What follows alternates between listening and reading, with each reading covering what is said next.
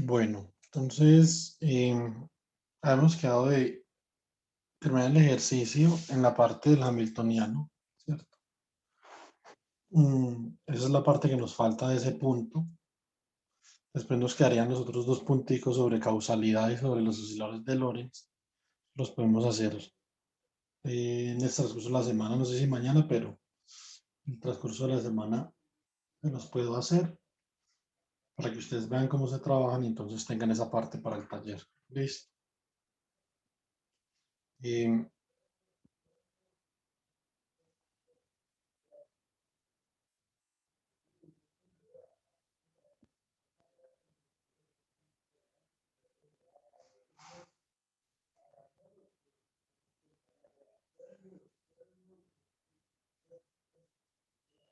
bueno, muy bien. Entonces, eh, nosotros teníamos la formulación lagrangiana de la mecánica. Es mecánica de un sistema de partículas, ¿cierto? Haciendo pues la salvedad.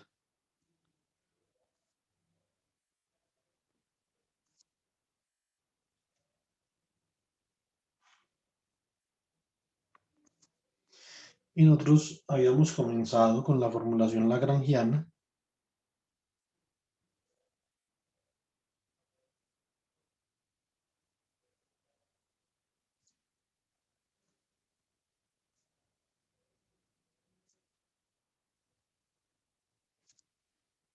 que básicamente dice que vamos a tener unas ecuaciones de movimiento para los observables a partir de la ecuación de Euler-Lagrange.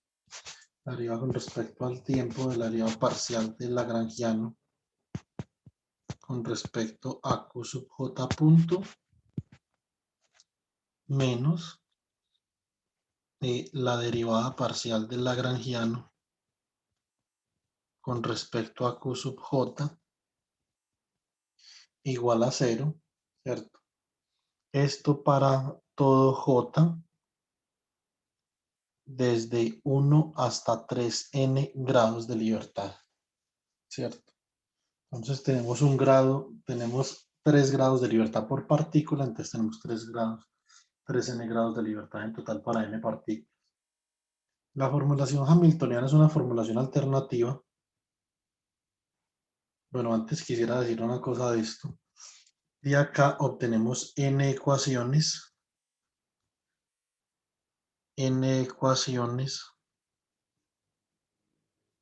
diferenciales ordinarias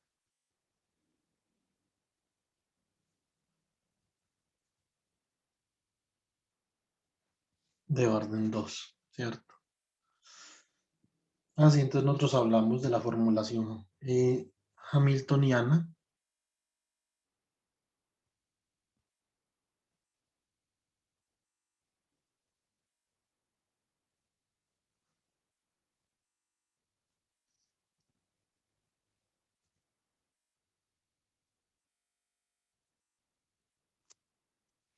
Entonces acá en la formulación hamiltoniana nosotros tenemos Q sub J punto, es decir, la dinámica de la posición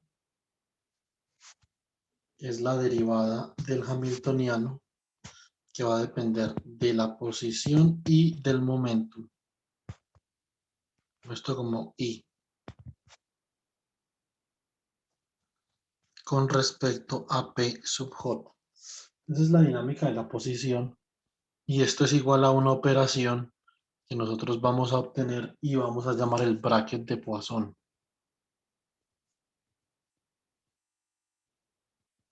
¿Listo? Bueno, muy bien. Acá, entonces,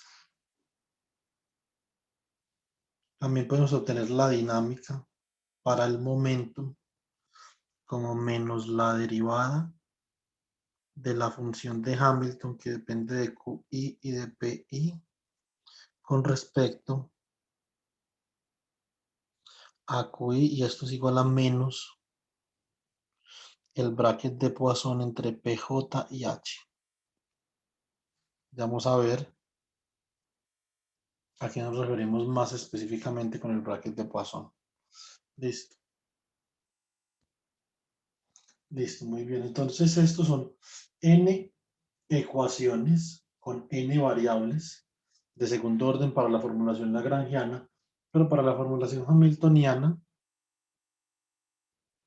lo que nosotros tenemos para esta formulación, como ustedes pueden bien apreciar, son dos conjuntos de ecuaciones. Naturalmente, cada conjunto tiene n ecuaciones. Entonces, esto pues, suponiendo que tenemos ecuaciones, una ecuación para los 3 grados de libertad, en caso de que sea una ecuación vectorial, pues si no hay que multiplicarla por 3, o sea que serían 6 en ecuaciones, ¿cierto? Entonces, pero por grado de libertad o por partícula podemos tener una ecuación para los 3 grados de libertad. Entonces, para el caso hamiltoniano tendríamos dos ecuaciones por partícula, una para Q sub j punto y otra para P sub j punto por n variables. Entonces serían 2n ecuaciones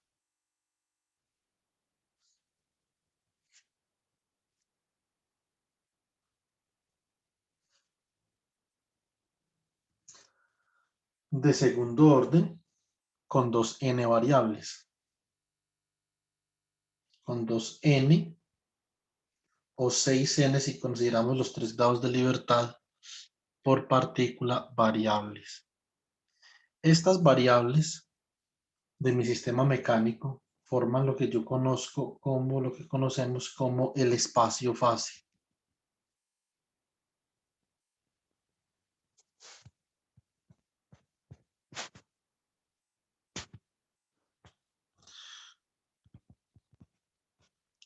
Esto sería Q1, Q2, las posiciones generalizadas de las n partículas y los momentum de las n partículas. Listo. Bueno, muy bien. Entonces, una cosa importante es que acá, tanto para el caso de la formulación hamiltoniana como para el caso de la formulación lagrangiana, van a existir 2n o, si consideramos los 3 grados de libertad, 6n condiciones iniciales. Entonces 2n o 6n para los 3 grados de libertad por partícula, condiciones iniciales.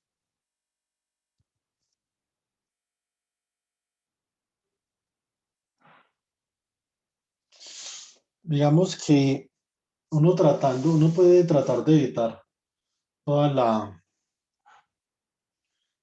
cierto, como el relato filosófico pues acerca de esto, pero si hay una cosa que es muy importante y es, digamos, precisar uno por qué utiliza una y por qué utiliza la otra.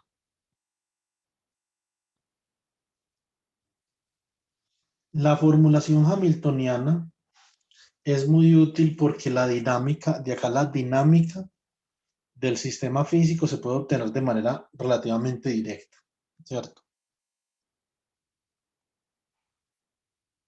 Dinámica fácil de obtener. Si uno va a obtener la dinámica a partir del hamiltoniano, la dinámica a partir del hamiltoniano esto es un poquito más complicado, ¿cierto?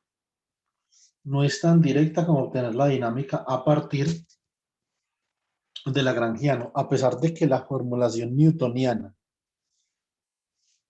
lagrangiana y hamiltoniana son iguales, entonces idénticas formulaciones, uno podría colocar acá.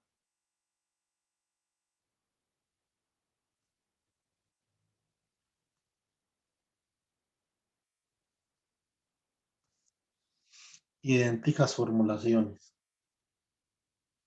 Entonces tenemos newtoniana, lagrangiana y hamiltoniana, ¿cierto? Las tres formulaciones son exactamente las mismas. No las mismas formulaciones, perdón. A partir de estas formulaciones se obtienen las mismas variables dinámicas, ¿cierto?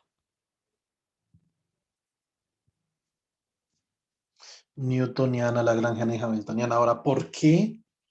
Si es más fácil obtener la dinámica a partir de la formulación lagrangiana, entonces uno, ¿por qué? eh, digamos, se molesta con la formulación hamiltoniana.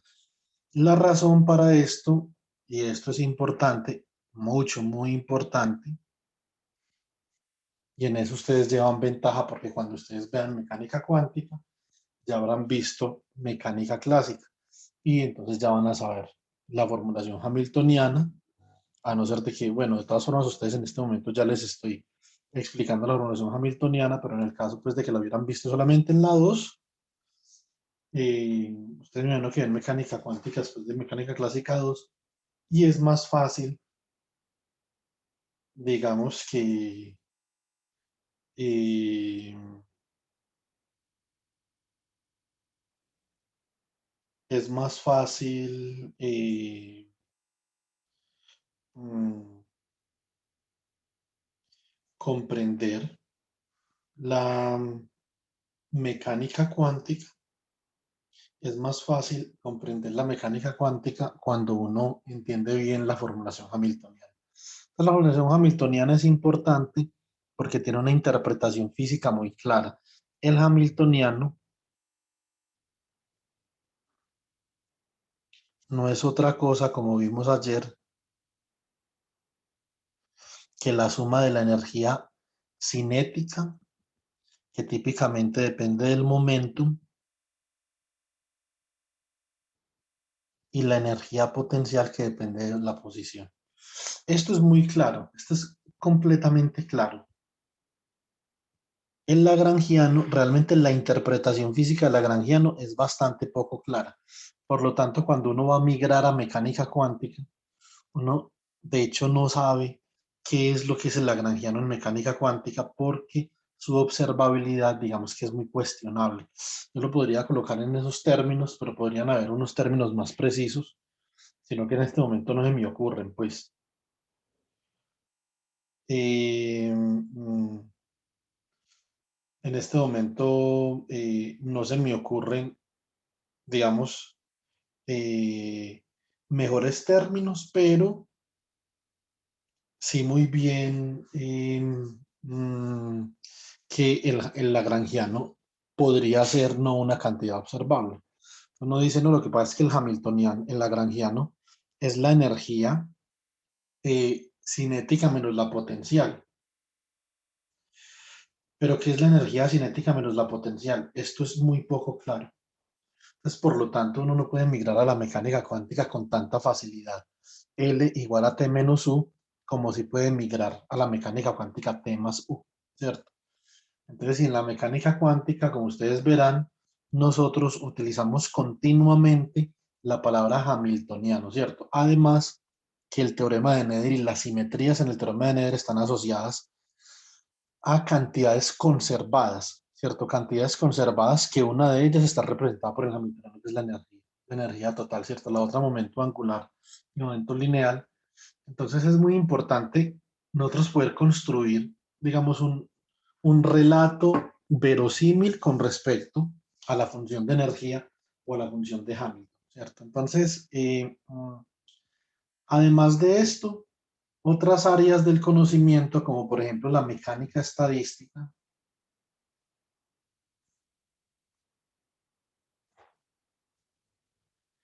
la mecánica estadística versa fuertemente sobre el hamiltoniano. Entonces, mecánica estadística son funciones de densidad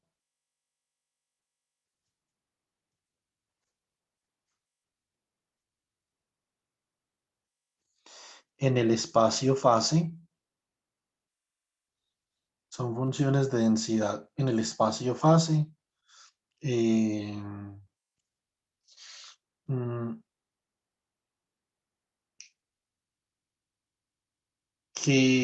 a ver, ¿qué digo acá para no volver a colocar la palabra función? Son funciones de densidad en el espacio-fase que dependen del hamiltoniano, ¿cierto?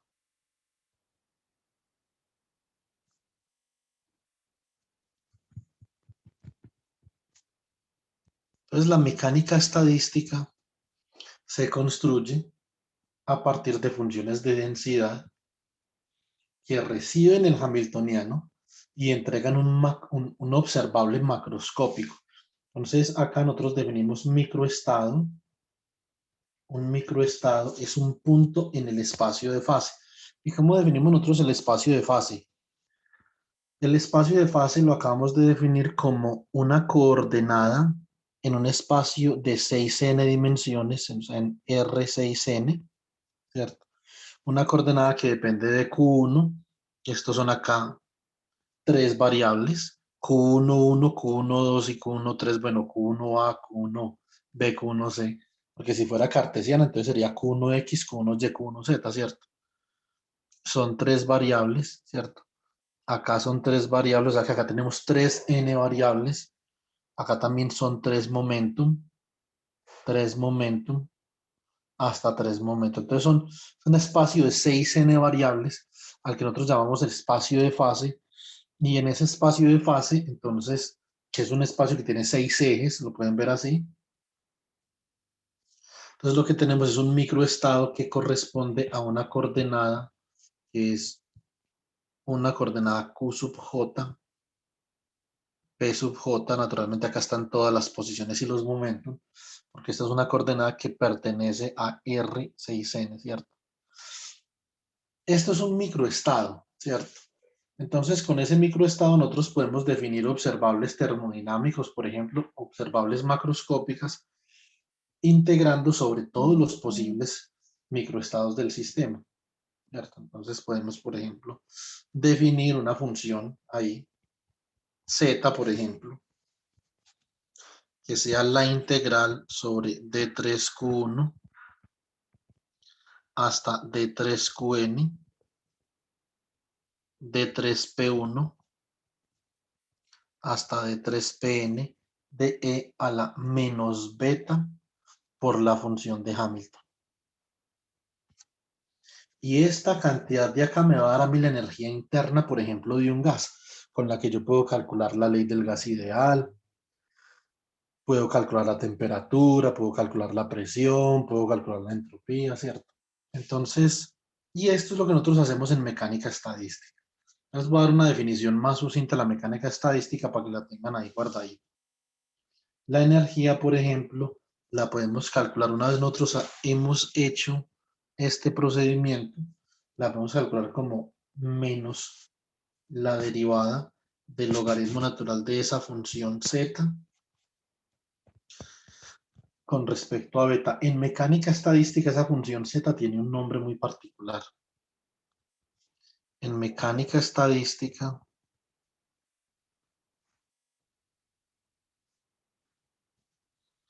z, que viene de Zeus, Tand, Sume, creo que escribí así, pero no me acuerdo. Eso es como división de energía, como sumatoria de energía, algo así significa en alemán. O sea, si yo traduzco, digamos, literalmente, esto sería eh, una función de suma, ¿cierto? Si traduzco literalmente el alemán. No me acuerdo cuál es la traducción apropiada. Esta mecánica estadística se conoce como función de partición, ¿cierto?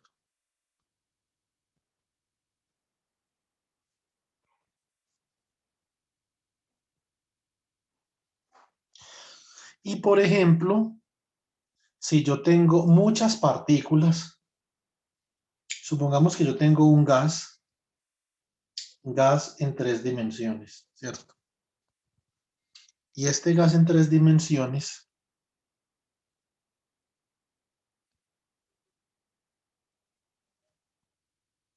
es un gas que lo puedo representar en estos ejes.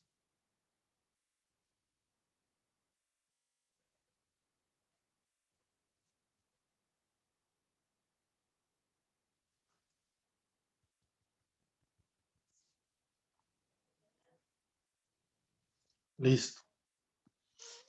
Y yo puedo suponer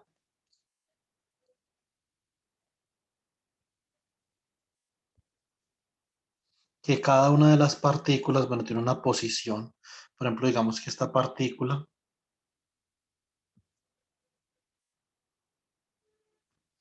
tiene la posición acá, esto es una posición Q1, y tiene un momentum P1, ¿cierto?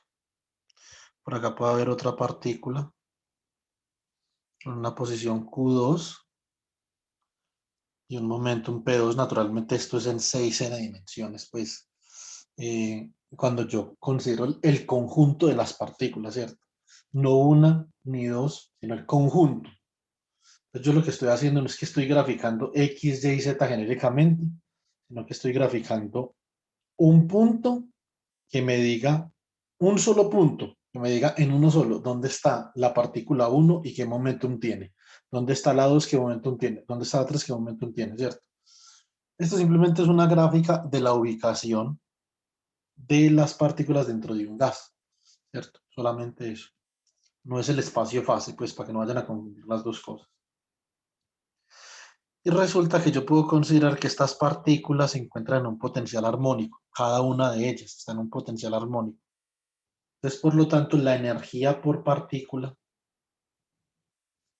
va a ser igual a P sub J al cuadrado sobre 2M sub J.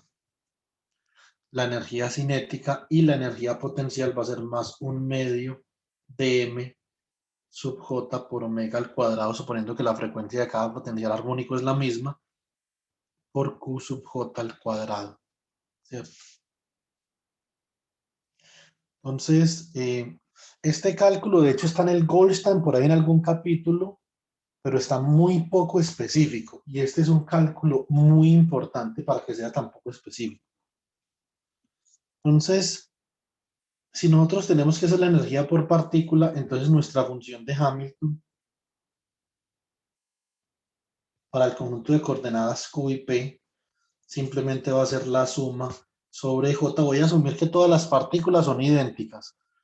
O sea que M1 es igual a M2 igual a MJ, ¿cierto? O sea que esto será P sub J al cuadrado en suma sobre 2M más 1/2 de M omega al cuadrado por Q sub J al cuadrado. Entonces, este es mi primer Hamilton. Ustedes pueden decir, hoy martes 7 de septiembre escribí mi primer Hamiltoniano, ¿cierto? Este es mi primer Hamiltoniano. Bueno, muy bien. Entonces, así, a ver, ¿qué tenemos aquí?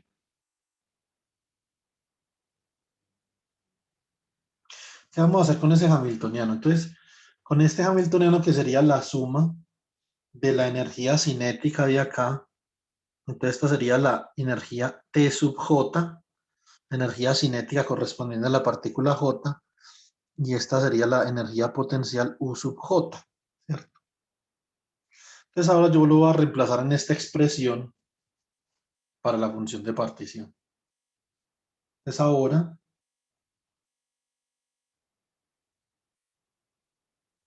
evaluamos la función de partición. ¿Yo por qué puedo hacer esto?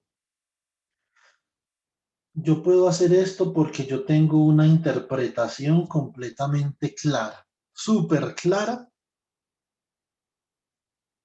para Z, ¿cierto? Entonces, listo. Entonces, básicamente, en la interpretación que yo tengo para Z, perdón, para Z no, para el Hamiltoniano, ¿cierto? Entonces, yo sé que el Hamiltoniano es la energía total. Entonces, por lo tanto, acá lo que estoy haciendo es que estoy ponderando una exponencial, ¿cierto? Que depende de la energía total sobre todas las posiciones de las partículas. Esto es como una función de probabilidad. Esto debería estar de alguna forma o esto debería ser una constante normalización. Si yo pienso en funciones de probabilidad. Entonces, les repito, para que tengan eso presente, eso lo puedo hacer porque tengo una interpretación muy clara de la función de Hamilton. Y esa es la ventaja del Hamiltoniano, que claramente nosotros sabemos quién es. Entonces podemos hacer Z igual a la integral, en vez de escribir todo este chisme de acá, escribamos una productoria, ¿cierto? Podemos escribir una productoria en vez de todo eso. Tenemos la productoria desde j igual a 1 hasta n de d sub 3 de q sub j por d sub 3 de p sub j, ¿cierto? Muy bien. Entonces,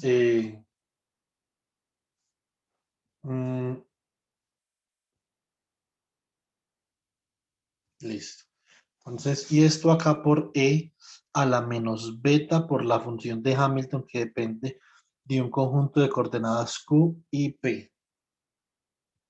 Entonces, ¿cómo queda esto? Esto quedaría acá, puedo sacar la productoria.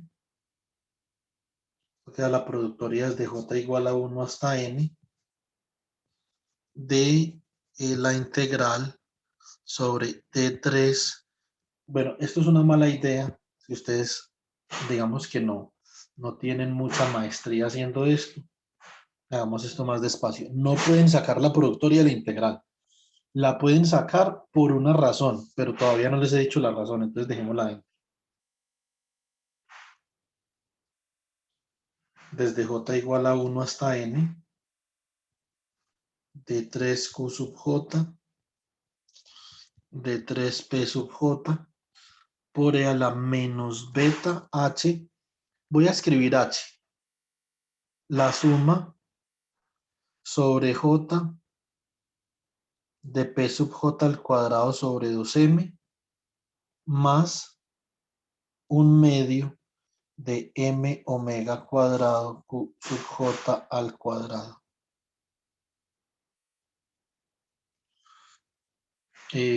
Listo. Muy bien. Entonces, ¿cómo queda esto? Una sumatoria en una exponencial es un producto de exponenciales. Ustedes pueden ver lo siguiente. Tienen e a la menos suma sobre i de xy. Esto sería e a la menos x1 más x2 más x3, ¿cierto? Más xn. ¿Sí o no? Pero esto se puede expresar como e a la menos x1 por e a la menos x2 por e a la menos x3 por e a la menos xn. Entonces, en general, yo puedo expresar esto como la productoria desde i igual a 1 hasta n de i, ¿cierto? A la xi, a la menos xi, ¿cierto? Entonces, e a la sumatoria se convierte en, en las productorias de e, ¿cierto? Encerremos esto por acá en un cuadrito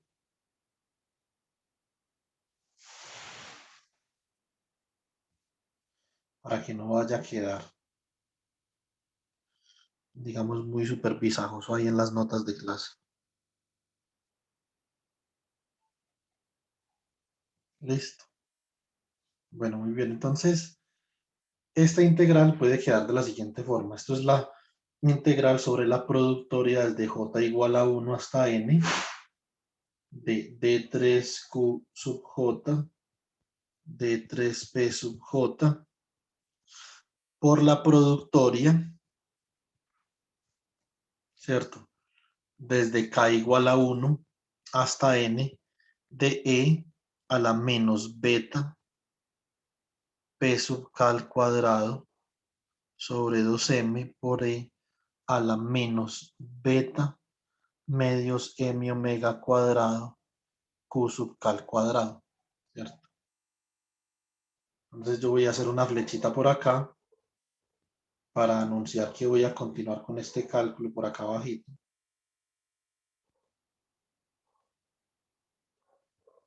Entonces, ¿cómo queda esto? Esto queda como la productoria desde j igual a 1 hasta n por la productoria desde k igual a 1 hasta n, ¿cierto? De la integral sobre d3 q sub j, d3p sub j por E a la menos beta, ¿cierto? P sub K al cuadrado sobre 2M por E a la menos beta medios, M omega cuadrado Q sub K cuadrado, ¿cierto? Muy bien. Entonces, eso es básicamente lo que tenemos. Eh,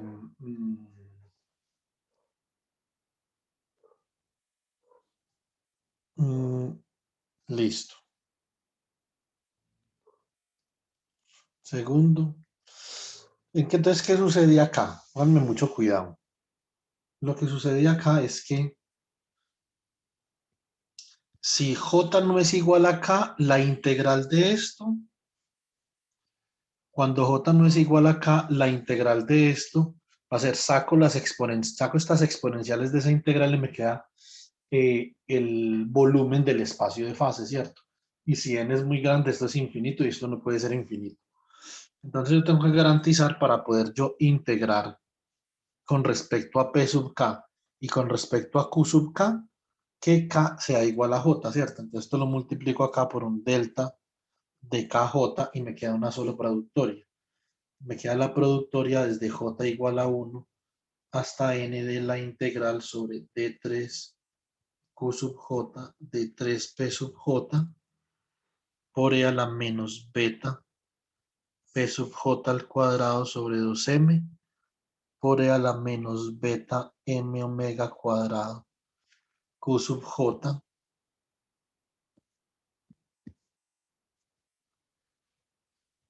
al cuadrado sobre 2. Puedo separar esas integrales. Eso me va a quedar como la productoria desde J igual a 1 hasta N de la integral sobre 3 Q sub J por E a la menos beta M omega cuadrado por Q sub J cuadrado sobre 2 por la integral sobre D3P sub J por E a la menos beta P sub J cuadrado sobre 2M. ¿Cierto? Entonces esto queda, ayer vimos en la asesoría cómo se calcula una integral gaussiana. Y entonces esto cómo queda. Esto queda naturalmente para las tres componentes de Q sub I, esto es idéntico, ¿cierto? Son tres integrales idénticas. Por lo tanto, esto va a quedar la integral de una sola. Esto va a integrar va a quedar la integral sobre d sub qj por e a la menos beta m omega cuadrado por q sub j cuadrado sobre 2 al cubo, ¿cierto? Lo mismo acá. La integral sobre dp sub j e a la menos beta p sub j cuadrado sobre 2m al cubo. Queda la productoria desde j igual a 1 hasta n de queda pi sobre beta m omega cuadrado sobre 2 a la 3 medios por pi sobre beta dividido 2m a la 3 medios, ¿cierto? Y como esto está multiplicado n veces, básicamente que sucede lo siguiente, m se va con m, ¿cierto? Queda 2pi arriba y abajo queda beta cuadrado omega cuadrado. Abajo, arriba queda 2pi cuadrado, o sea que esto queda como 2pi todo al cuadrado sobre beta cuadrado omega cuadrado a la 3n medios. Saco la raíz de ahí y esto me queda 2pi sobre beta omega a la 3n. Y esta es la función de partición. ¿Qué es lo que hice acá? Integré sobre todos los grados de libertad que definen el espacio de fase de Hamiltoniano. Todos. ¿Cierto? Hice toda esta integral acá. Y me quedó un número. Y ese número lo voy a poder relacionar con una energía que es muy conocida en termodinámica, la energía de Boltzmann. Entonces yo puedo calcular la energía de la siguiente forma. Menos la derivada del logaritmo natural de z con respecto a beta. Esto es igual a menos la derivada con respecto a beta del logaritmo natural de 2pi sobre beta omega a la 3n. Por las propiedades del logaritmo bajo ese 3n, esto me queda menos 3n, ¿cierto? Por la derivada del logaritmo, que es la derivada del argumento, o sea, menos 2pi sobre beta cuadrado omega, dividido el argumento, o sea, dividido 2pi sobre beta omega. Se va 2pi con 2pi, omega con omega, menos con menos da más, esto queda 3n por beta sobre beta cuadrado, o sea que esto es 3n sobre beta, pero beta en el contexto termodinámico se utiliza que beta es igual a 1 sobre la constante de Boltzmann por la temperatura, ¿cierto? Es que tenemos acá, esto nos va a quedar 3n por K sub B por T, y esta es la energía de un gas, ¿cierto? Esa es la energía que nosotros tenemos para un gas ideal.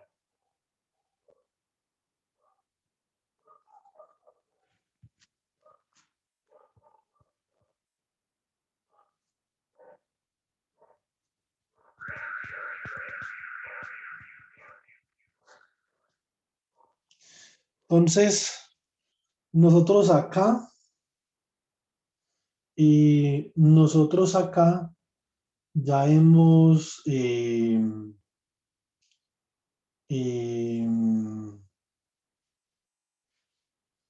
ya hemos calculado, ya hemos evaluado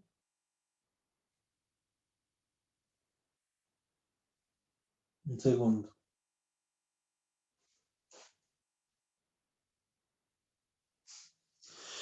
Aquí ya hemos evaluado algo útil, una energía macroscópica de un gas, usando el Hamiltoniano. Si nosotros quisiéramos hacer esto usando el lagrangiano, digamos que sería un poco más complicado porque no está muy claro físicamente qué es lo que el lagrangiano significa. Entonces, de ahí, digamos que nosotros nos podemos ver motivados a trabajar con el Hamiltoniano, ¿cierto? Entonces, lo primero es que desde la perspectiva lagrangiana, ¿cómo hacemos esto con el Hamiltoniano?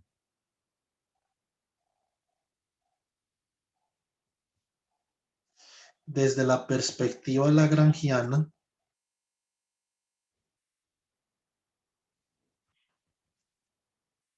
pues nosotros tenemos que la derivada con respecto a t de el lagrangiano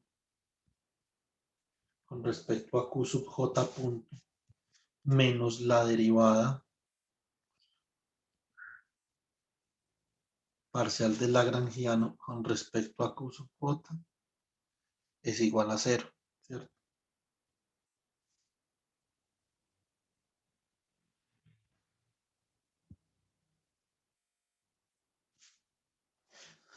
Esta cantidad de acá la definimos como P sub J, ¿cierto? Entonces P sub J es una cantidad, es una variable que no existe en la formulación lagrangiana, ¿cierto? Espero que eso quede como bastante claro. P sub J no existe en la formulación lagrangiana, pero nosotros podemos definir P sub J acá. P sub J entonces es la derivada de L con respecto a Q sub J, ¿cierto? Punto. Y esto se conoce como el momentum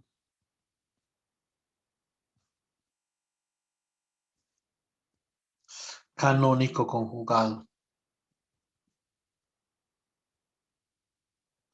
Recuerden, en Lagrange no existe P sub J, existe Q y existe Q punto. O sea, existen n variables y sus derivadas. Acá ya tenemos para el Hamiltoniano, tenemos un espacio de 2n variables, o mejor dicho, de 6n variables. Espacio fase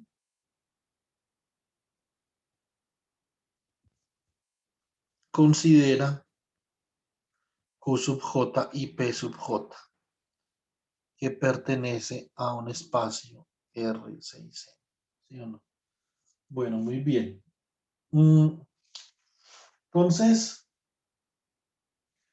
para nosotros poder definir el hamiltoniano a partir del lagrangiano, tenemos que hacer uso de una transformación matemática. Igual yo espero que esto se lo enseñen en la 2, pero pues igual, aprovechemos de una vez. Entonces, objetivo.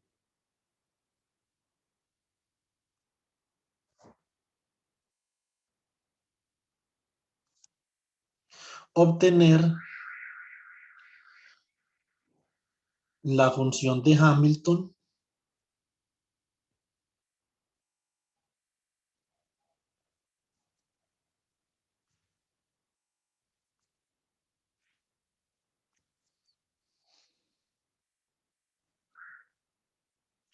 a partir, mejor dicho, ¿qué función de Hamilton?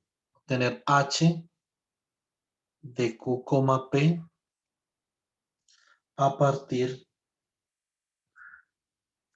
de L de Q, P. Listo. Este es el objetivo que uno persigue para construir el hamiltoniano a partir de el lagrangiano.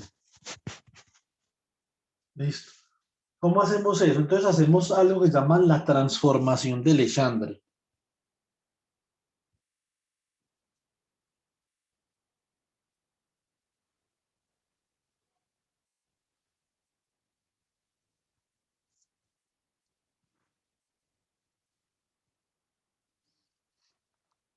Muy bien. Entonces, la transformación de Legendre tiene una lógica. Vamos a mirar cuál es la lógica de la transformación. Entonces, lógica. Esto es un procedimiento muy elaborado. Pareciera que no, ¿cierto? Pero lo es.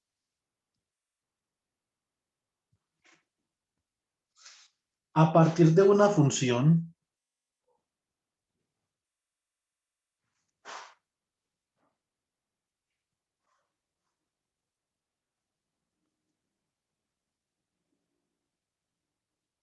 a de xy, obtener una nueva función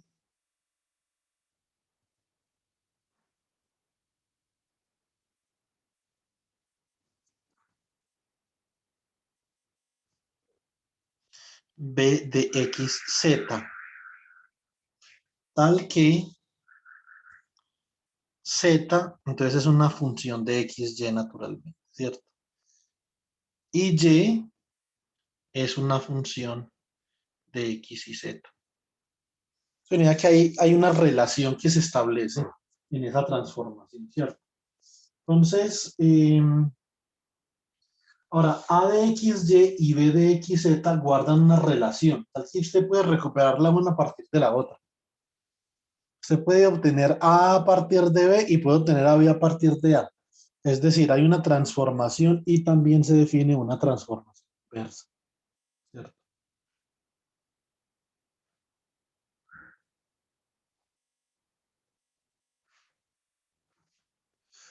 Bueno, muy bien. Vamos a ver cómo funciona esto. Entonces, como les dije, pues nosotros estamos sujetos a que z sea una función de xy y a que y sea una función de xz para poder que esta transformación funcione, ¿cierto? Entonces, esto es mucho más que un reemplazo funcional, ¿cierto? Mucho más que un reemplazo funcional. Esto es más elaborado que un reemplazo funcional. Entonces, para esto vamos a suponer que B, entonces tenemos lo siguiente, vamos a transformar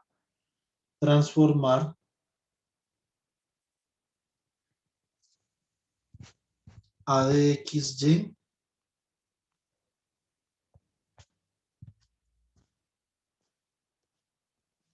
en B de XY, de XZ, perdón. Entonces, para eso definimos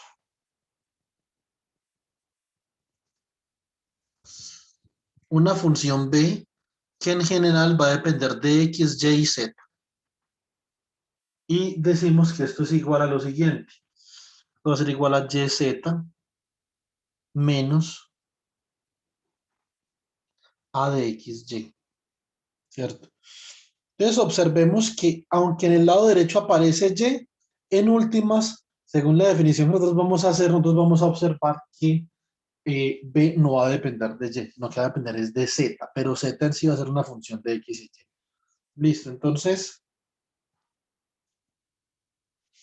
para esto, entonces vamos a obtener el diferencial total de Y, de B. Entonces obtenemos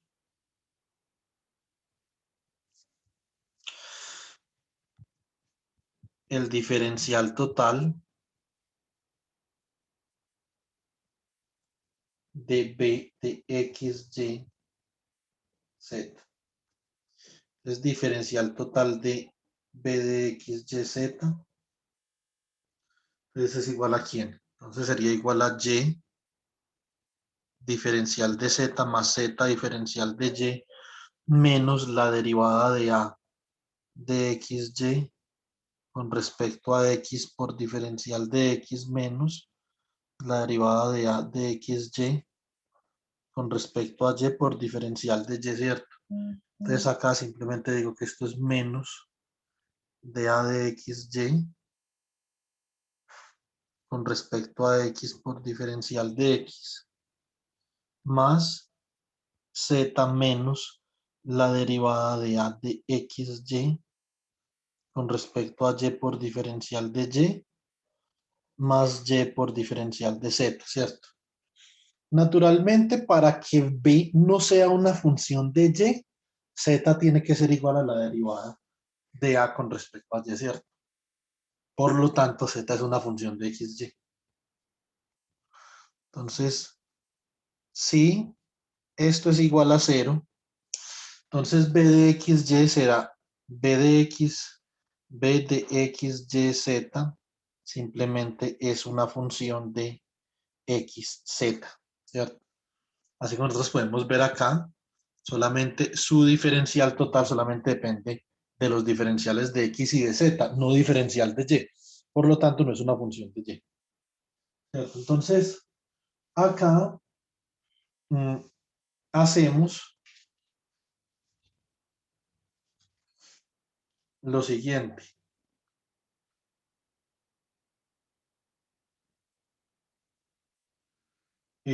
Z de XY, perdón, Z, simplemente Z, va a ser igual a la derivada de A de XY con respecto a Y, ¿cierto? Muy bien. Entonces, teniendo esta condición, eso vale 0. Y si expandimos el diferencial total de B de otra forma, por ejemplo, lo podemos expandir así. Es decir, que esto es el diferencial total de B, es la derivada de B con respecto a X por DX, más la derivada de B con respecto a Y por DY. Pero sabemos que eso vale 0, más la derivada de B con respecto a Z por diferencial de Z. Si comparamos, nosotros obtenemos lo siguiente. Vamos a comparar diferencial de B, la derivada de B con respecto a Z, entonces tiene que ser Y por comparación. Por comparación,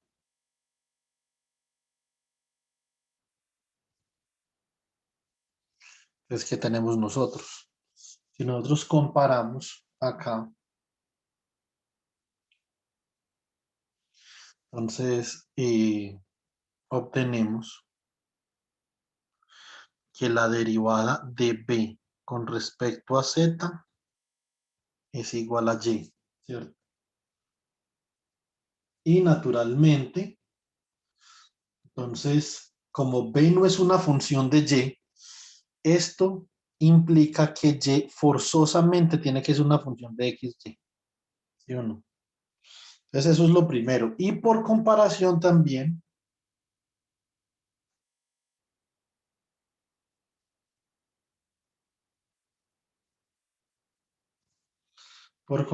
tenemos que la derivada de b con respecto a x es sencillamente igual a menos la derivada de a con respecto a x, ¿cierto? Lo que tenemos acá. Bueno, muy bien. Entonces, estableciendo esas relaciones, nos queda la transformación de Legendre sujeta a estas dos restricciones. Entonces, así la transformación de Legendre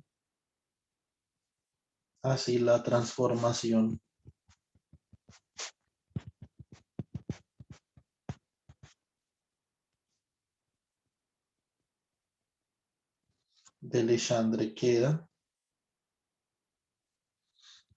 de la siguiente forma. Entonces, queda b de x que z, ¿sí o no? B de x, z. Entonces, b es una función de z, como nosotros podemos ver acá,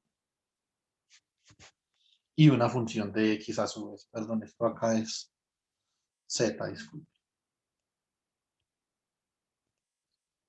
F de x, z. Listo. Entonces queda b de x, z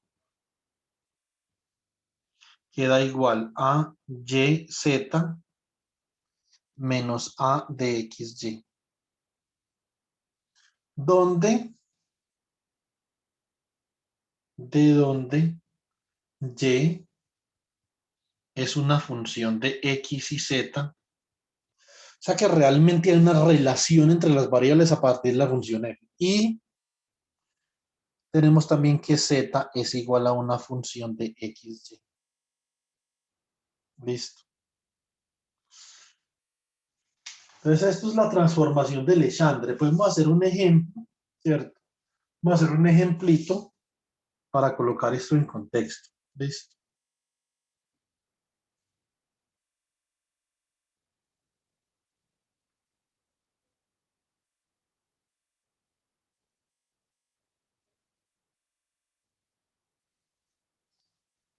Un segundo.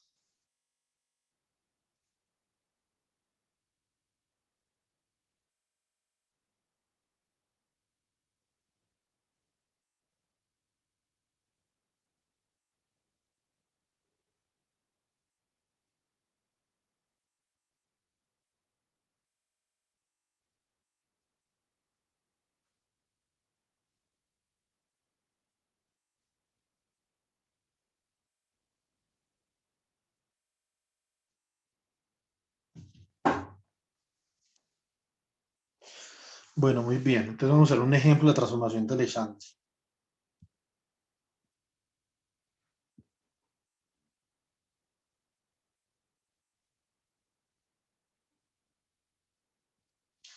Ejemplo, por ejemplo, yo tengo a de xy igual a 1 más x al cuadrado y al cuadrado. Entonces puedo obtener, entonces dice acá obtener. Y esta no me la había, ve, esto se puede cambiar acá. Fantástico. Entonces obtener b de xz. Listo. Bueno, chicos, muy bien. Entonces, ¿qué tenemos? Vamos a tener que b de xz es igual a yz menos a de xy, pero ya sabemos que a de xy es quién. Y 1 más x cuadrado, 1 más x al cuadrado que multiplica y cuadrado, ¿cierto? O sea que esto es yz menos 1 más x al cuadrado, y al cuadrado, ¿cierto? Muy bien. Ahora, Z, pero Z es igual a la derivada de A de XY con respecto a Y. O sea que derivamos esta función de acá con respecto a Y para hallar Z. Entonces, ¿cómo nos queda esto? Esto nos queda 2Y, ¿cierto? Que multiplica a 1 más X al cuadrado. ¿Sí o no? Bueno, muy bien. Entonces, y acá, pues ya tenemos Z y como vemos Z es una función de X y Y. ¿Cierto? Eso es lo que nosotros esperábamos. Bueno, muy bien. Una vez nosotros tengamos Z, de Z podemos despejar Y. Entonces, despejando Y,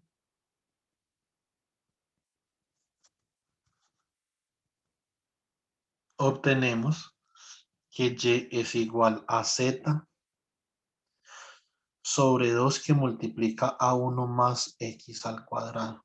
¿Cierto? Muy bien, y de acá entonces reemplazamos esto en la transformación de Legendre. Acá podemos reemplazar en la transformación de Legendre, o esta que tenemos por acá.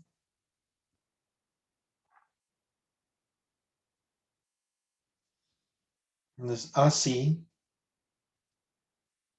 B de XZ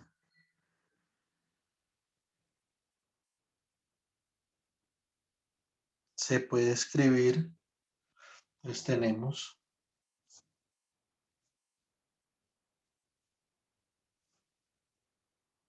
B de XZ es igual a YZ, pero Y es Z sobre 2 que multiplica a 1 más X al cuadrado por Z menos A.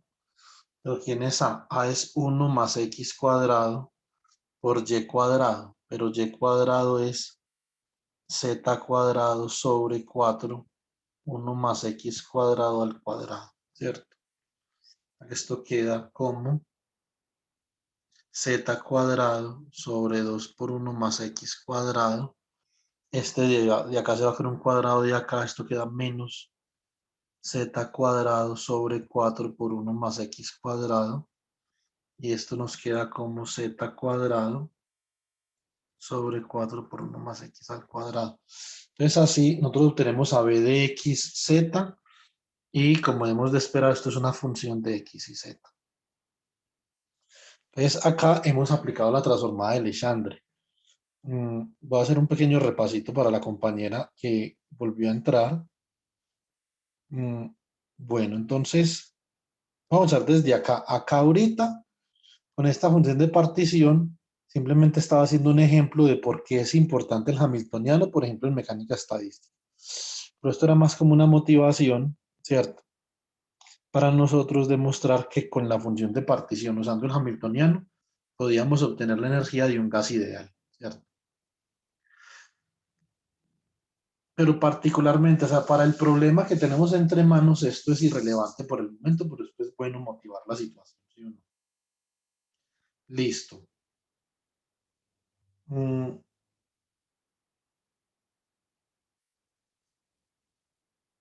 Entonces, nosotros habíamos comenzado con el lagrangiano, la formulación lagrangiana. Definimos momento conjugado a partir de la derivada del lagrangiano con respecto a QJ punto. Y dijimos que ese momentum conjugado hace parte de un conjunto de variables en el espacio 6n dimensional que definen el espacio de fase del hamiltoniano, QJ y PJ, ¿cierto? Y nos trazamos un objetivo, obtener la función de Hamilton h de q, p a partir de L de q, q punto. Aquí se me fueron las luces, es q punto. Y eso que lo repetí como 20 veces.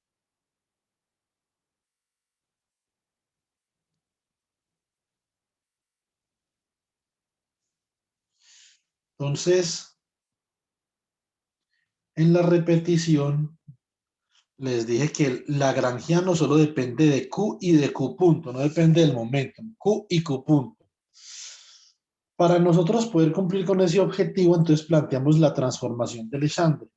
Y dijimos, la transformación de Legendre tiene la siguiente lógica. Lógica de la transformación.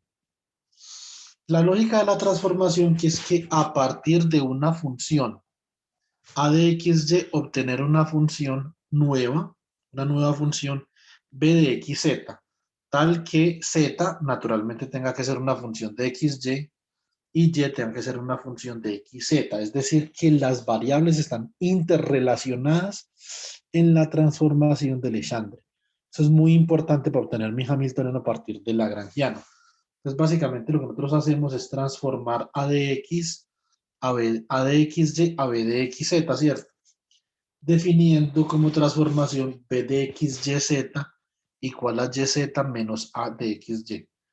Si calculamos el diferencial total de esta función y, de esta función b, obtenemos z de y de z más z de y menos la derivada de a con respecto a x por dx menos la derivada de a con respecto a y por dy.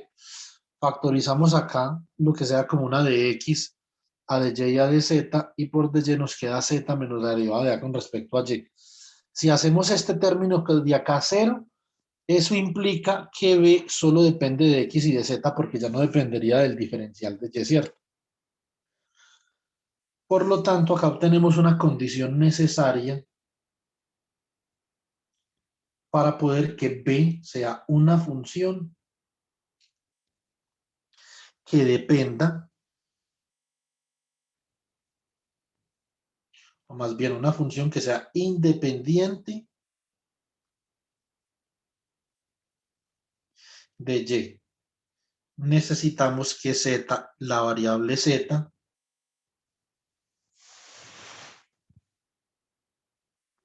sea igual a la derivada de a con respecto a y. Y por lo tanto z es una función de xy, ya que a es una función de xy, ¿cierto? Lo enseña la razón natural. Comparando, bueno, nosotros también podemos expandir el diferencial total en términos de b, queda db de x, db de y, db de z. Por comparación, obtenemos que y debe ser igual a la derivada de b con respecto a z y por lo tanto y es una función de x y de z, ¿cierto? Y obtenemos que la derivada de b, esta derivada de acá con respecto a x, es esta misma menos derivada de a con respecto a x, y esa será nuestra segunda condición, ¿cierto? Ahora vamos a utilizar la transformada de Legendre para hacer este ejemplo. Tenemos la función a de xy igual a 1 más x cuadrado y cuadrado y queremos hallar b. Hacemos este procedimiento de acá, que es bastante leíble, sencillo, legible, directo, de todo. Eh, mm, y un segundo.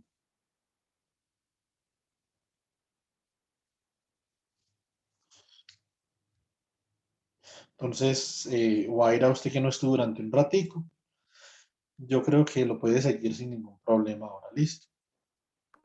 Muchas gracias, profe. Qué pena, se me fue la luz. No, no, no hay problema. Pero quería pues que ya que está presente pudiera ver esta parte que es importante. Listo. Muchísimas gracias, profe. Bueno, entonces, segundo.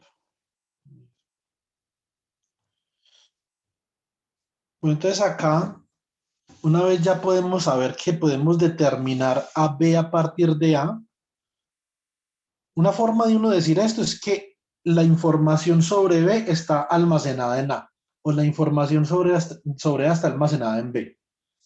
Traten de recordar eso, ¿listo? La transformación de Legendre, traten de recordarla. Además de la expresión, traten de recordar lo que les acabo de decir que es importante. Ahora, a partir de B podemos obtener pues la transformación inversa de Legendre es transformación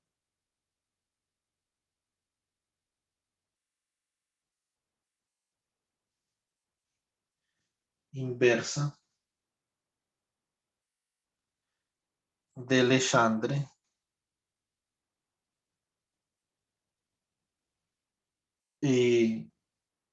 básicamente como nosotros sabemos que z, ya habíamos dicho de z, que era una función de xy, ¿cierto? Muy bien. Pues entonces, a de xy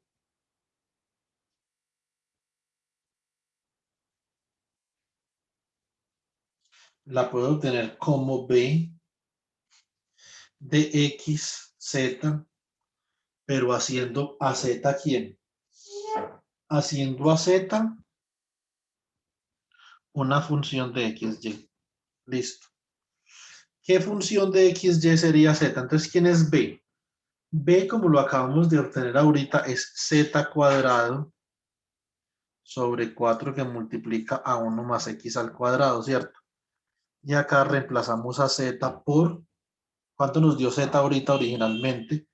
Cuando despejamos de acá, entonces nosotros derivamos a con respecto a y, nos dio 2y por 1 más x cuadrado, esto es una función de xy que es z, y despejamos a z que nos dio, a y, perdón, que nos dio 2 sobre 1 más x cuadrado, o sea que z es 2y por 1 más x cuadrado, ¿cierto? Entonces reemplazamos acá 2y por 1 más x cuadrado.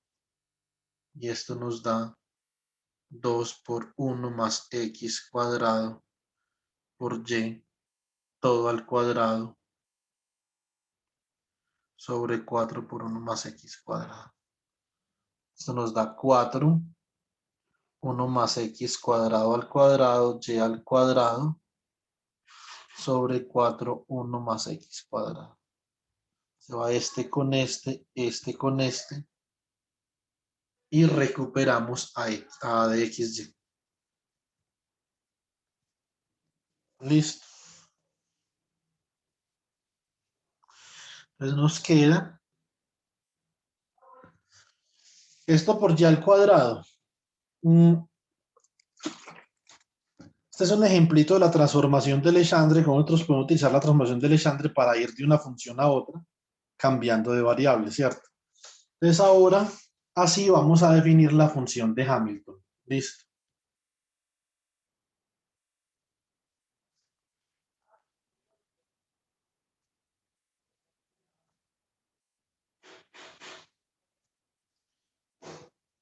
Entonces, la función de Hamilton, entonces, notación.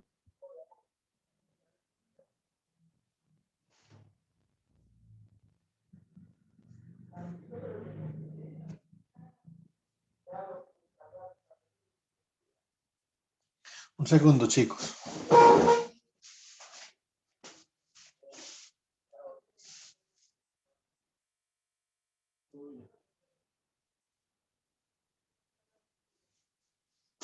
Bueno, listo. Entonces, notación. El lagrangiano, como ahorita lo discutimos, muy importante.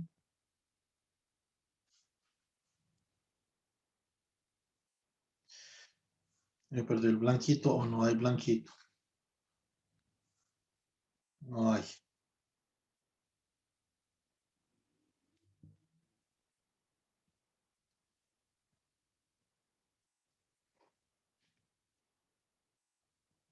Por acá.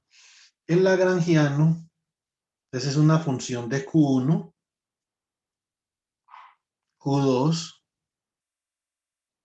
Qn,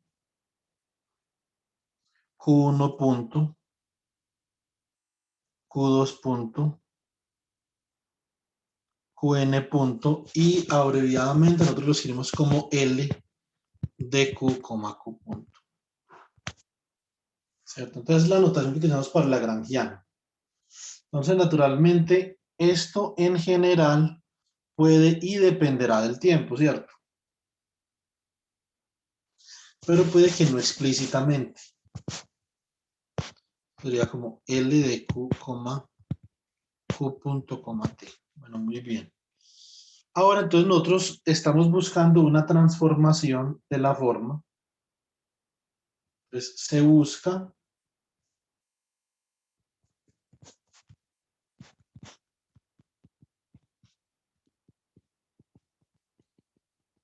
una transformación de la forma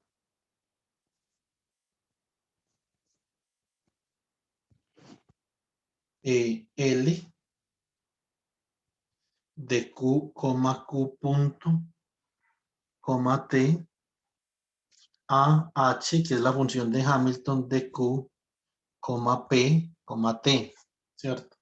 Estamos usando esa transformación y resulta que la transformación de Legendre, entonces para eso nos cae como anillo al dedo, pues, ¿sí o no?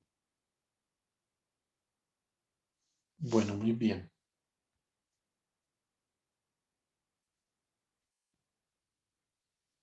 Listo.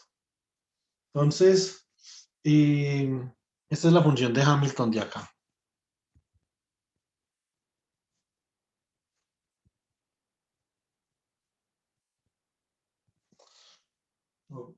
Bueno, muy bien. Si aplicamos la transformada de Legendre, pues aplicando la transformada de Legendre,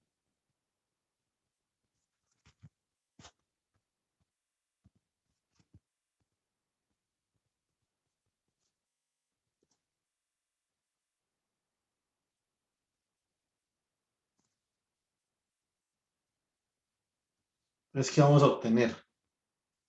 Obtenemos que la función de Hamilton la podemos escribir como H de Q, P, T igual a la suma sobre J de Q sub J punto, ¿cierto? Producto punto con P sub J menos L de Q, punto, T. Bueno, muy bien. Una forma, digamos, de uno saber qué es eso. Yo ya les conté la historia de quién es la función de Hamilton, ¿cierto? Yo les dije quién era la función de Hamilton. Una forma de nosotros ver particularmente quién es la función de Hamilton es sacando la derivada de esto con respecto al tiempo, ¿cierto? Entonces, ¿cuánto vale la derivada de h de q, p, t con respecto al tiempo? Esto es igual a la derivada con respecto al tiempo de la suma sobre j, ¿cierto? De q sub j punto, producto punto con p sub j, menos la derivada del lagrangiano con respecto al tiempo. Listo. Bueno, muy bien. Entonces, esto es relativamente sencillo. Entonces nosotros podemos decir que esto simplemente es la suma sobre j de la derivada con respecto al tiempo. Acá. Bueno, hagamos una cosa. Expresemos este momentum conjugado en términos del lagrangiano. Este momentum de acá, como en términos del lagrangiano, o sea que esto sería la derivada con respecto al tiempo de la suma sobre j, ¿cierto? De la derivada del lagrangiano con respecto a q sub j punto, producto punto con q sub j punto, ¿cierto? Menos, ¿cuánto vale esa derivada total del lagrangiano? Sería la suma desde k igual a 1 hasta 3n, por ejemplo, de la derivada del lagrangiano con respecto a q sub k por la derivada de q sub k con respecto al tiempo, o sea, q sub k punto, más la derivada del lagrangiano con respecto a q sub k punto, producto punto con q sub k, dos puntos, ¿sí o no? Menos la derivada del lagrangiano con respecto a t, ¿cierto? Muy bien. Entonces procedemos. Esto sería como la suma sobre j de la derivada con respecto a t del lagrangiano, de la derivada por del lagrangiano con respecto a q sub j punto, ¿cierto? producto punto con Q sub J punto. Entonces acá, entonces coloco más la derivada de lagrangiano con respecto a Q sub J punto, ¿cierto? Por Q sub J dos puntos, ¿cierto? Entonces, y acá tengo menos la suma desde K igual a 1 hasta 3n de dl de Q sub K punto, ¿cierto? Menos la derivada de L con respecto a Q sub K punto. Entonces yo lo escribo mejorcito.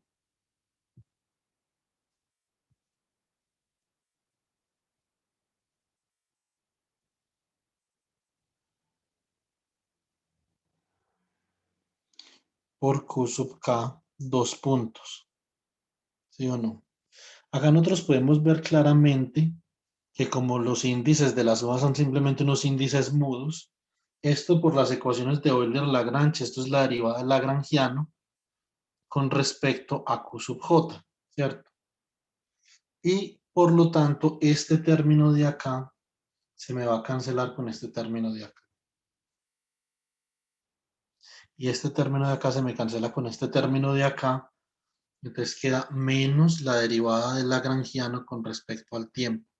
O sea que esto queda menos la derivada del lagrangiano con respecto al tiempo. De acá, la derivada de la función de Hamilton con respecto al tiempo es igual a menos la derivada del lagrangiano con respecto al tiempo. Y esto es cero cuando el lagrangiano no depende explícitamente del tiempo, ¿cierto? Sino que depende implícitamente a través de Q y de Q punto.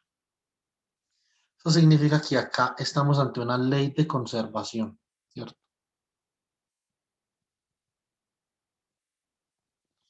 Entonces, antes se preguntaban, bueno, ¿cuál será esa ley de conservación? Bueno, entonces se llegó naturalmente a la conclusión de que es la energía. El hamiltoniano representa la energía total del sistema físico. Listo. Entonces, una vez nosotros aplicamos Legendre, entonces vamos a poder obtener unas cosas muy interesantes que se llaman las ecuaciones canónicas de Hamilton. Listo. Bueno, bien, realmente. Un segundo, ¿qué hora es? Listo. Bueno. Entonces acá aplicamos o consideramos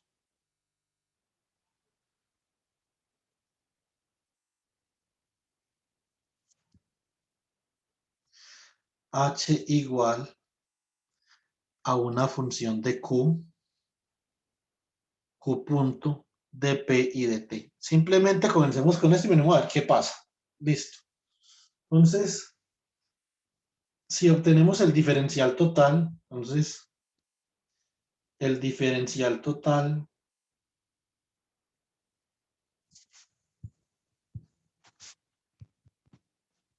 de H, entonces, ¿cómo queda de H? A través de la transformación de Legendre, ¿será que yo ya la escribí o no?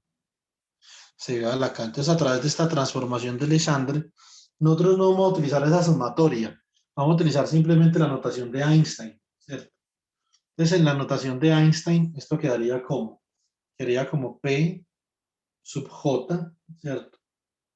Por dq sub J punto más Q sub J por dp sub J, Q sub J punto por dp sub J, ¿cierto?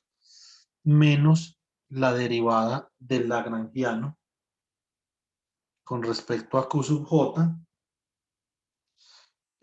por dq sub J menos la derivada del lagrangiano con respecto a Q sub J punto por dq sub J punto menos la derivada del lagrangiano con respecto a T por dt. Listo. Bueno, muy bien. Pero a partir de las ecuaciones de Euler, ¿es qué podemos obtener nosotros? Con las ecuaciones de Euler-Lagrange, las coloquemos acá. A partir de Euler-Lagrange,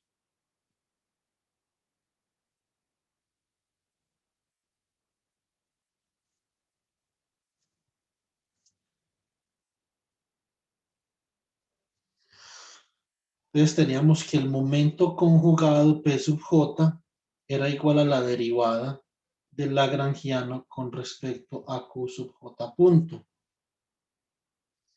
Y naturalmente entonces las ecuaciones de Euler-Lagrange, que son la derivada con respecto al tiempo de la derivada del lagrangiano con respecto a Q sub J punto menos la derivada del lagrangiano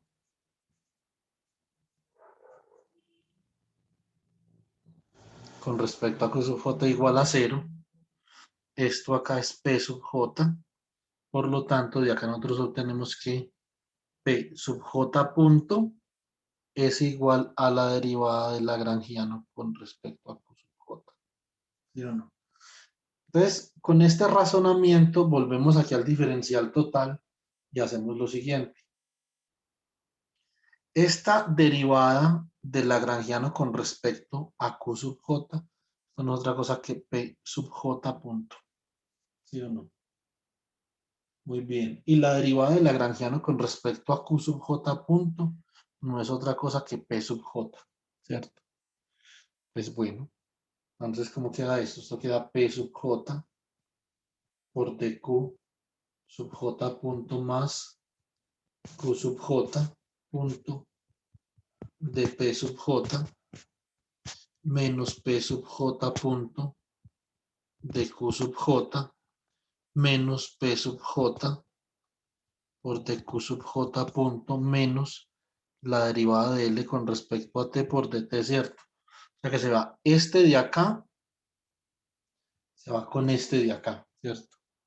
Escribimos así.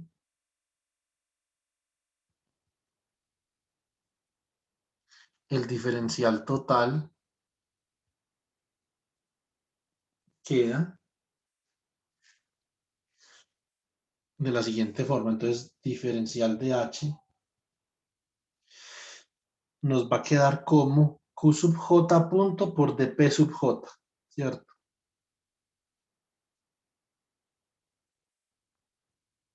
Q sub J punto por dP sub J menos P sub J punto por dQ sub J menos la derivada del lagrangiano con respecto a T por diferencial de T. Por lo tanto, nosotros acá podemos ver claramente de ese diferencial total que esto es una función de Q sub J, P sub J y de T, ¿cierto? Y si expandimos ese diferencial total en términos de las derivadas parciales de H, entonces nos queda dH, ¿cierto? De Q sub J por diferencial de Q sub J, más dH por dP sub J por diferencial de P sub J, más dH dt por dt, ¿cierto? Entonces, de acá obtenemos la misma relación que obtuvimos ahorita, que sencillamente el hamiltoniano, su derivada temporal es igual a menos la derivada temporal del lagrangiano, ¿cierto? Eso es otra cosa que es como extraña. Naturalmente, entonces el lagrangiano, la, la energía total, la derivada de la energía total con respecto al tiempo es menos la derivada del lagrangiano con respecto al tiempo, ¿cierto? Realmente no es muy claro qué es lo que el lagrangiano significa físicamente, ¿cierto? Así sea la resta de dos energías. Es una función que permite calcular ecuaciones dinámicas. Y eso digamos que es, pues, maravilloso, ¿cierto? Pero pues más que eso, creo que era una interpretación física y construir un contexto teórico con el lagrangiano. A pesar de que el lagrangiano es, digamos, la herramienta predilecta para hacer teoría de campos, por lo que les acabé de mencionar, para construir una teoría como la mecánica cuántica queda como complicado. Pero nosotros acá por comparación,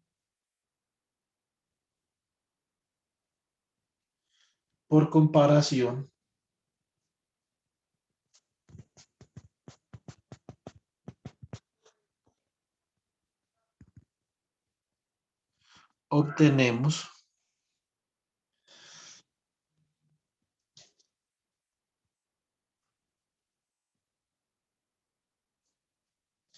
la derivada de h con respecto a q sub j, entonces ha de ser ¿quién? Menos p sub j punto, ¿cierto?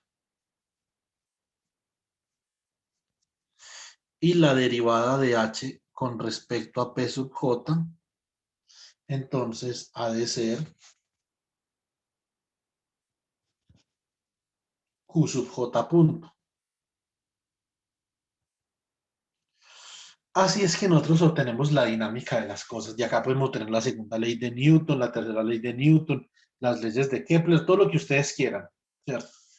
Entonces estas se llaman las ecuaciones canónicas de Hamilton.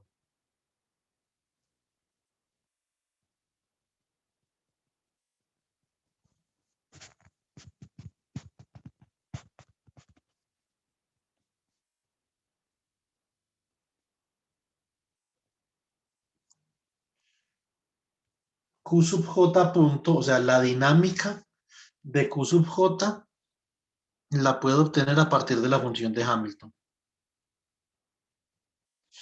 Y la dinámica de P sub j punto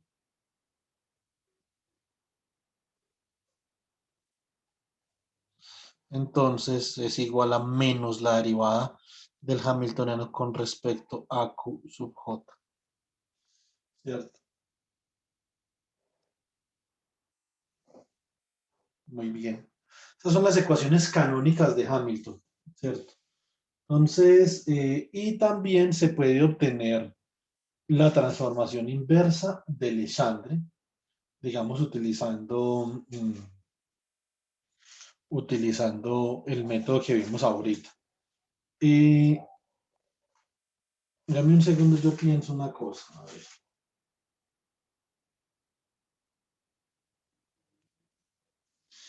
Eso sería los brackets de Poisson, me quedan 15 minutos.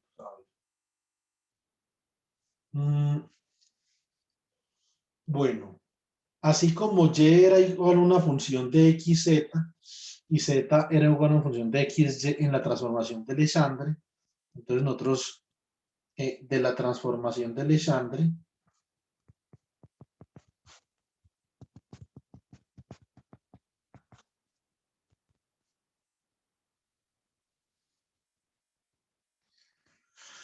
nosotros podemos decir lo siguiente, que q sub j punto debe ser igual a una función de q, de p y de t, ¿cierto? Y que p sub j entonces debe ser igual a una función de q sub j, de q sub j punto y de t, ¿cierto? Eso es una consecuencia de la transformación de Legendre, lo que yo acabo de escribir ahí. Y yo estoy tratando de, en estas asesorías de esta semana, tratar de explicarles todo lo que más pueda y lo que más necesiten sobre Hamilton, ¿cierto? Hay dos cosas importantes y una no tan importante. Entonces, para poder que lleguemos a una teoría de campo hamiltoniano, eso lo vamos a ver el viernes específicamente, porque mañana vamos a hacer otra cosa.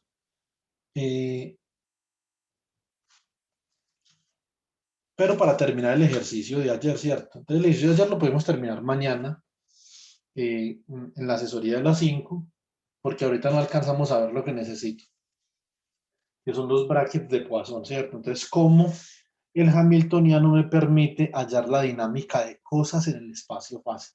Si usted tiene un observable que está definido como una función del espacio-fase, el hamiltoniano le permite a usted hallar la dinámica de ese observable. Eso es una cosa muy importante. Ahora,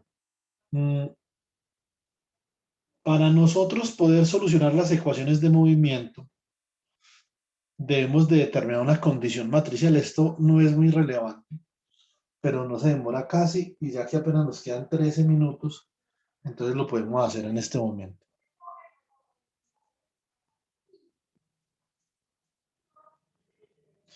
Esto posiblemente los enseñan en la 2 también. Yo apenas voy a revisar cuál es el contenido programático de la 2. Entonces,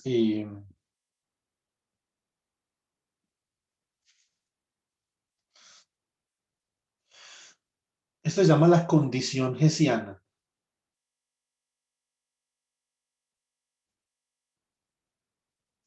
Esto, bueno, esto sí posiblemente lo pudieron haber visto en la primera unidad. ¿Se acuerdan de esto de la primera unidad o no?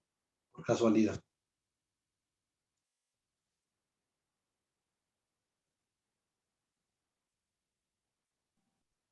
Profe, tal vez eso tenga otro nombre.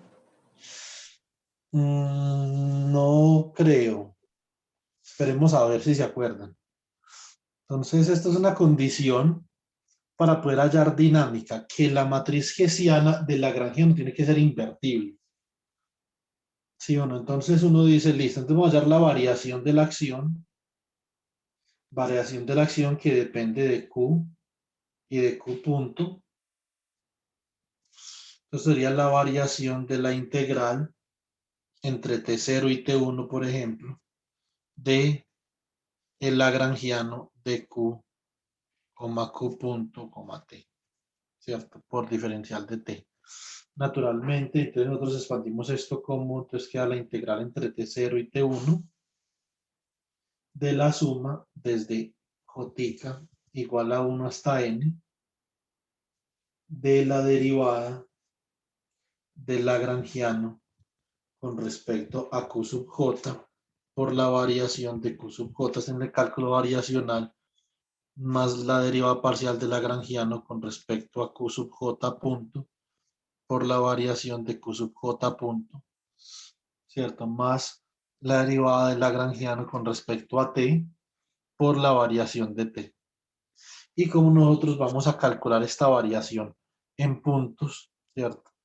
Queremos calcular esta variación en puntos donde se llama un slice de tiempo constante. Entonces hacemos la variación del tiempo igual a 0, ¿cierto? Entonces no vamos a considerar las variaciones del tiempo, sino las variaciones en las coordenadas Q sub J y Q sub J punto. Bueno, muy bien. Entonces, nosotros podemos escribir esto de esta forma, entonces esto como la suma sobre J igual a 1 hasta N, integral entre T0 y T1 de la derivada del lagrangiano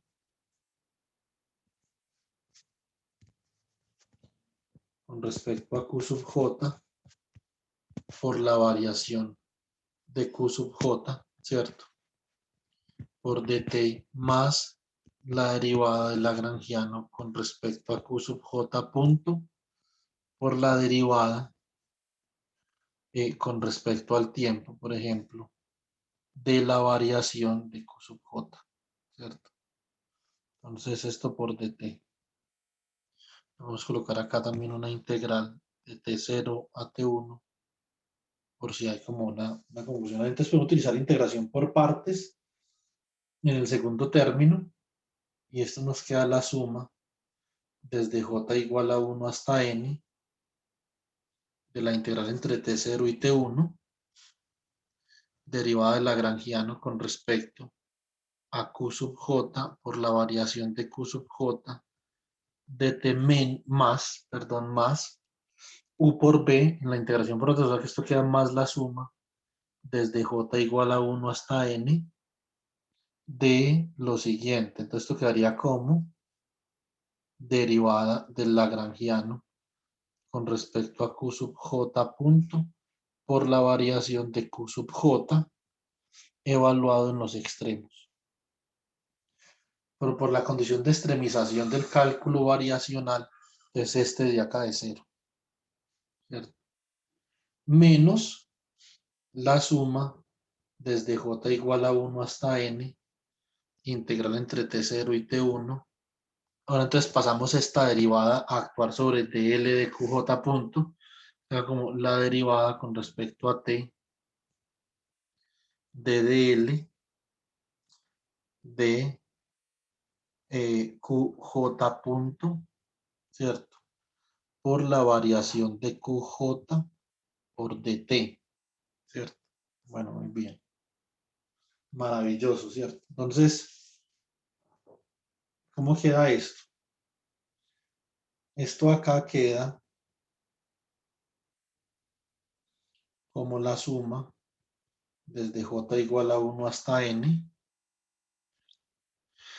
integral entre t0 y t1 de la derivada. No, hagamos esto así. La derivada de el lagrangiano con respecto a q sub j menos la derivada con respecto a t de lagrangiano con respecto a q sub j punto por dq sub j por dt. ¿Sí o no? Entonces, si esto, naturalmente, esta es la variación de la acción, entonces esto tiene que dar 0. ¿Cierto? No es porque puse esta flecha acá.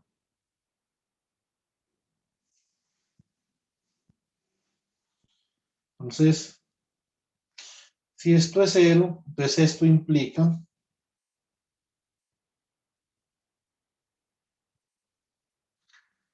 que es la suma desde j igual a 1 hasta n de la derivada con respecto a t, la derivada parcial con respecto a q sub j punto, menos la derivada del lagrangiano con respecto a q sub j, es igual a 0, ¿cierto? Bueno, entonces, listo. Ahora vamos a aplicar, bueno, estas son las ecuaciones de Euler-Lagrange, pues, pero digamos, si son las ecuaciones de Euler-Lagrange, pero lo que vamos a hacer es que vamos a desarrollar la derivada en el tiempo, ¿cierto? Entonces, desarrollamos esa derivada temporal.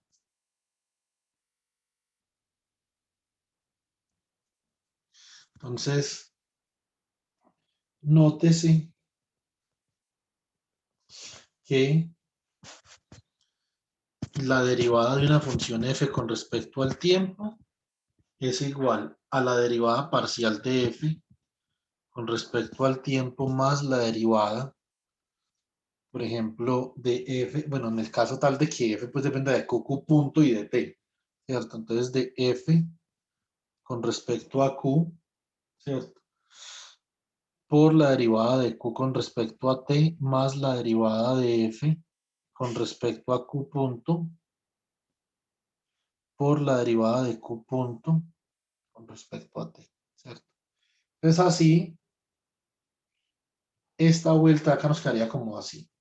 Entonces la suma desde j igual a 1 hasta n de la derivada con respecto a t, de la derivada parcial con respecto a q sub j punto, menos la derivada de L con respecto a Q sub J.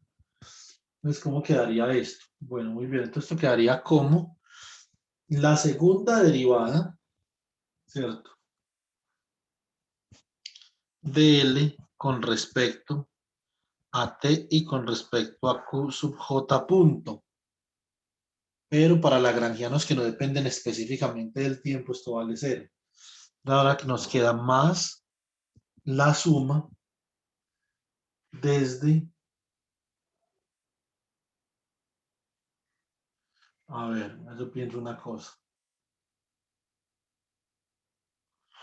No, hagamos una cosa porque nos enreda la pita acá. Calculemos primero la derivada con respecto al tiempo y después la introducción de una ecuación.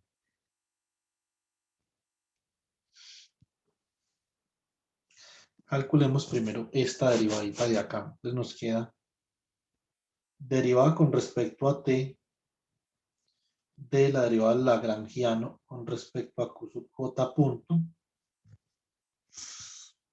Entonces esto sería igual a la segunda derivada del lagrangiano con respecto a t y con respecto a q sub j punto. Lo mismo es 0 más la suma desde k igual a 1. Utilicemos un índice diferente hasta n. El índice diferente es fundamental, porque acá también hay que sumar, como el lagrangiano depende de un conjunto de variables, no todas las variables van a dar una derivada finita ahí, ¿cierto? Porque usted está derivando con respecto a Q sub J, ¿sí o no? Entonces 1 sobre K. Entonces acá nos queda la suma sobre K de la derivada, esta derivada, a ver, esta derivada de acá, la que yo tengo acá, ¿sí o no? Entonces la función sería f. Entonces derivemos con respecto a esta variable QI con la regla de la cadena y multiplicamos por la derivada de QI con respecto a t, ¿cierto? Entonces acá nos quedaría más la derivada con respecto a Q sub K de este chisme de acá, ¿cierto? Entonces la derivada del lagrangiano con respecto a Q sub J punto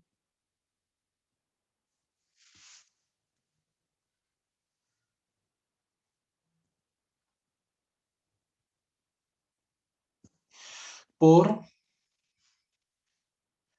Q sub K punto, ¿cierto? Más, entonces tenemos la derivada con respecto a Q sub K punto del lagrangiano, de la derivada del lagrangiano con respecto a Q sub J punto por Q sub K, dos puntos, ¿cierto? Muy bien, entonces eso es lo que da esa derivada temporal. Y ahora esa derivada temporal la tengo que introducir en esta ecuación de acá que ya tenía una sumatoria. Listo. Entonces escribimos así. Entonces,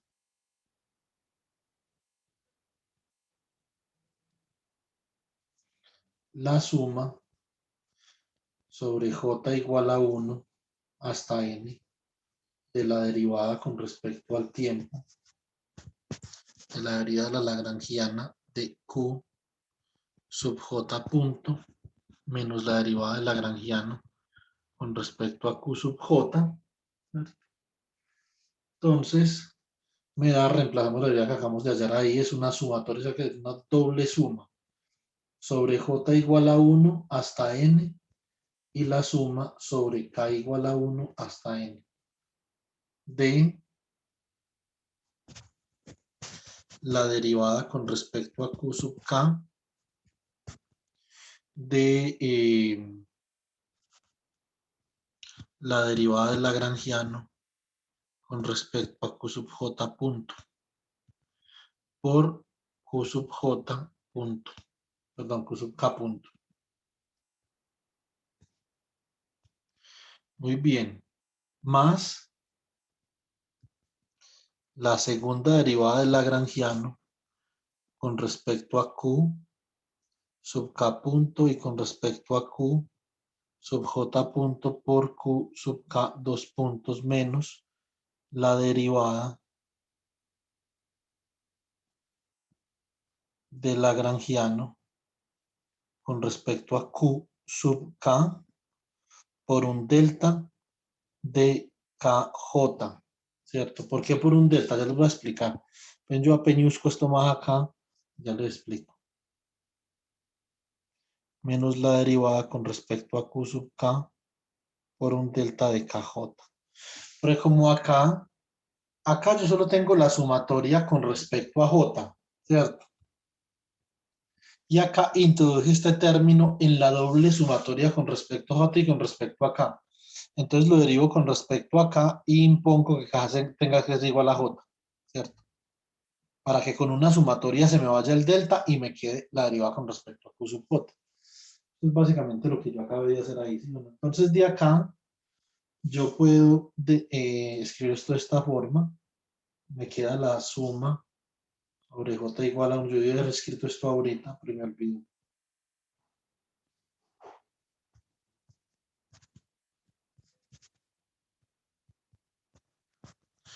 Entonces derivada del lagrangiano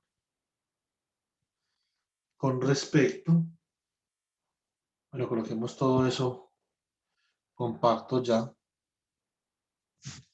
Segunda derivada del lagrangiano con respecto a q sub k y con respecto a q sub j punto por q sub k punto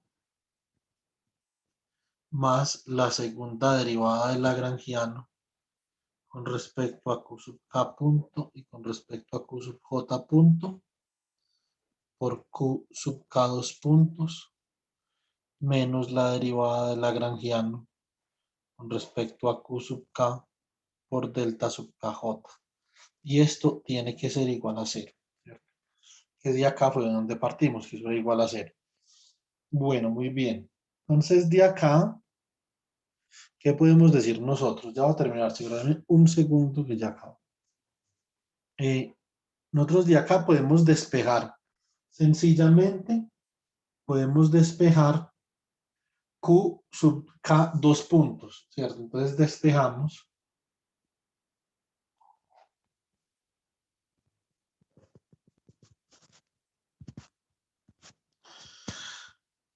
Q sub K 2 puntos. Y entonces, ¿qué obtenemos? Tenemos que Q sub K 2 puntos va a ser igual a la segunda derivada del lagrangiano con respecto a Q sub K punto y con respecto a Q sub J punto inversa, ¿cierto? Y como esto está derivado con respecto a dos índices diferentes, eso define un elemento matricial, ¿cierto? Pues acá por la derivada del lagrangiano con respecto a Q sub K por delta sub KJ menos la segunda derivada del lagrangiano, ¿cierto? Con respecto a Q sub K y con respecto a Q sub J punto por Q sub K punto. Para poder que esto sea invertible, ¿cierto? Entonces se tiene que cumplir. Entonces se requiere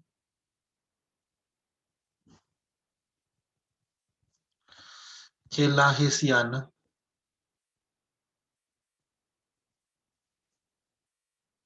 del lagrangiano sea invertible.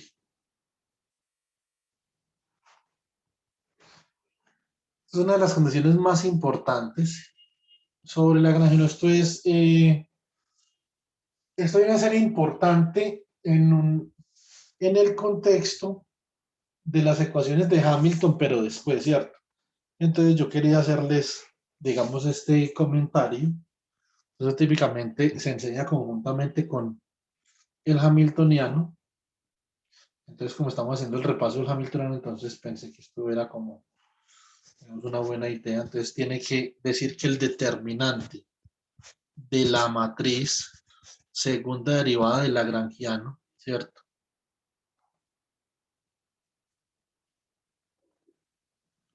Con respecto a Q, digamos, esto sería Q sub K punto, y con respecto a Q sub J punto, el determinante de esta matriz tiene que ser diferente de 0. La segunda derivada, la matriz de segunda derivada, de segundas derivadas, si recuerdan, se llama la hessiana. Entonces, ya mañana, en la desodía de mañana, es mañana, 5 p.m., entonces teorema de Liouville y bracket de Poisson.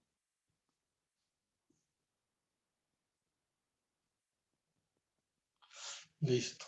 Bueno, entonces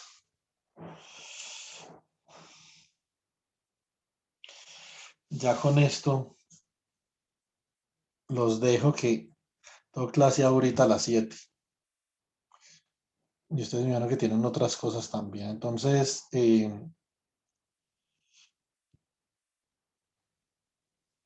ve mejor si le quito las líneas, ¿cierto? Claro que ahí no se las quité. Las quité solamente una página. Ahora sí. Sí, profe, se ve más limpio. ¿Cómo así que más limpio? ¿Lo qué significa? Más pulcro. Ok. O más transparente, pues, ¿cierto? Eso. Entonces, para que lo puedan leer, ya lo enviamos. Y entonces, que pasen una buena noche, jovencitos, y nos vemos mañana, ¿listo? Muchísimas gracias, profe. Hasta luego. Hasta luego. Listo, Juan, muchas gracias. Vamos mañana. Listo, vale. Chao.